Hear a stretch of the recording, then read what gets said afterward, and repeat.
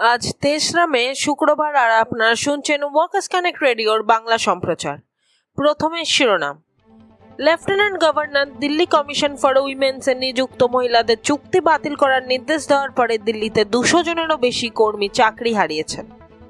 দাহ্য রাসায়নিক সংরক্ষণে অবহেলার কারণে তামিলনাড়ুর বিরুধনগরে আরও একটি বিস্ফোরণ, 3 জন শ্রমিক নিহত।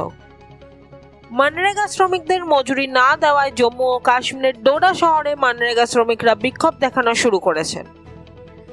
মার্কিন যুক্তরাষ্ট্রের ন্যাশনাল লেবার রিলেশনস বোর্ড শ্রম আইন অবমাননার অভিযোগে রিটেল জায়ান্ট অ্যামাজনের সিইওকে অভিযুক্ত করেছে এবং মুদ্রাস্ফীতির সাথে সামঞ্জস্যপূর্ণ মজুরির দাবিতে ইনগ্রাম মাইক্রোর গুদাম শ্রমিকরা অস্ট্রেলিয়ায় ধর্মঘট শুরু করেছেন। এবার বিস্তারিত খবর। দিল্লি কমিশন ফর উইমেন্স বা ডিসিডব্লিউ দ্বারা চুক্তিতে নিযুক্ত 223 জন শ্রমিকের পরিষেবাগুলিকে কেন্দ্রশাসিত অঞ্চলের লেফটেন্যান্ট গভর্নরের আদেশের পরে অবিলম্বে বাতিল করা হয়েছে।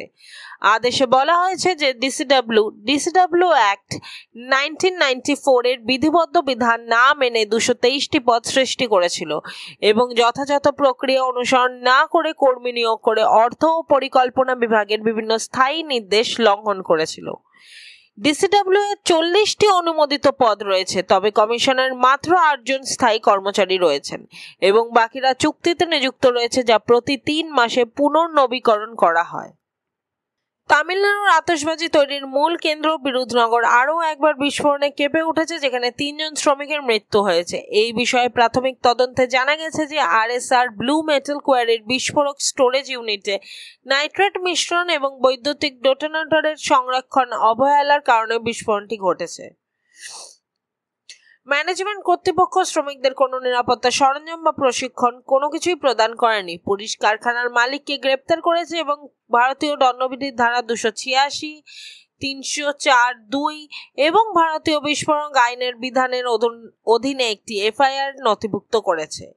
মৃতদের নাম এ কান্দাস্বামী, বয়স 49 বছর, এস পেরিয়াদুরাই, বয়স 27 বছর এবং 55 বছর বয়সী আর গুরুস্বামী। মহাত্মা গান্ধী জাতীয় গ্রামীণ কর্মসংস্থান গ্যারান্টি আইন বা মনরেগার অধীনে সম্পন্ন কাজের জন্য মজুরি না দেওয়ার ফলে জম্মু ও কাশ্মীরের ডোডা অঞ্চলে বিক্ষোভ শুরু হয়েছে। 2021 সাল থেকে সম্পন্ন হওয়া কাজের জন্য সামগ্রী এবং শ্রমের খরচ মেটানোর জন্য অবিলম্বে তহবিল মুক্তির দাবিতে বেশ কয়েকটি গ্রামসভা শ্রমিক এবং পঞ্চায়েত প্রধান বিডিও অফিসে একটি বিক্ষোভ করেছেন।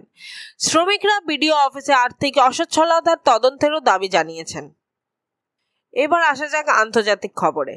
প্রথম খবরটি অস্ট্রেলিয়ার, যেখানে বহুজাতিক কোম্পানি ইনগ্রাম মাইক্রোর গুদাম শ্রমিকরা চাকরির নিরাপত্তা এবং মূল্যস্ফীতির সমন্বয় মজুরির দাবিতে ধর্মঘট শুরু করেছেন।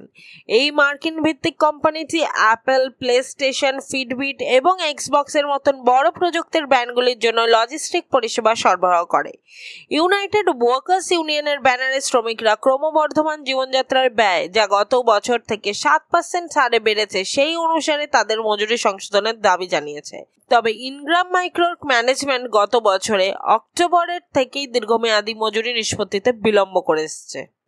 শেষ খবরটি আমেরিকা যুক্তরাষ্ট্রের, যেখানে National Labor Relations Board retail giant অ্যামাজনের চিফ অপারেটিং অফিসার অ্যান্ডি জ্যাসির মিডিয়াতে মন্তব্য করা নিয়ে তাকে অভিযুক্ত করে বলেছে যে তার মিডিয়াতে মন্তব্য করা ফেডারেল শ্রম আইন লঙ্ঘন করেছে। বোর্ড বলেছিল যে মিডিয়াতে জ্যাসির করা মন্তব্য শ্রমিকদের ইউনিয়নে যোগদানের বিরুদ্ধে হুমকি দিয়েছে এবং চিত্রিত করেছে যে তারা যদি ইউনিয়নে যোগ দেয় তাহলে তারা কম ক্ষমতা সম্পন্ন হবে এবং তাদের দাবি অনুযায়ী কাজগুলি করা আরও কঠিন হবে। বোর্ড এখন কোম্পানিটিকে সারা দেশে তার সমস্ত সুবিধাগুলিতে শ্রমিকদের তাদের অধিকার সম্পর্কে অবহিত করতে এবং এই ধরনের ভিত্তিহীন মন্তব্য করা থেকে বিরত থাকার জন্য নোটিশ পোস্ট করার নির্দেশ দিয়েছে।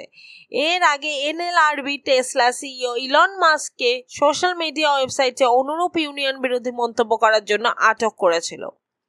আজকের বুলেটিনে এইটুকুই। আমরা আবার ফিরে আসবো শ্রমজগতের নানা খবর নিয়ে ওয়ার্কার্স কানেক্ট রেডিওর সাথে।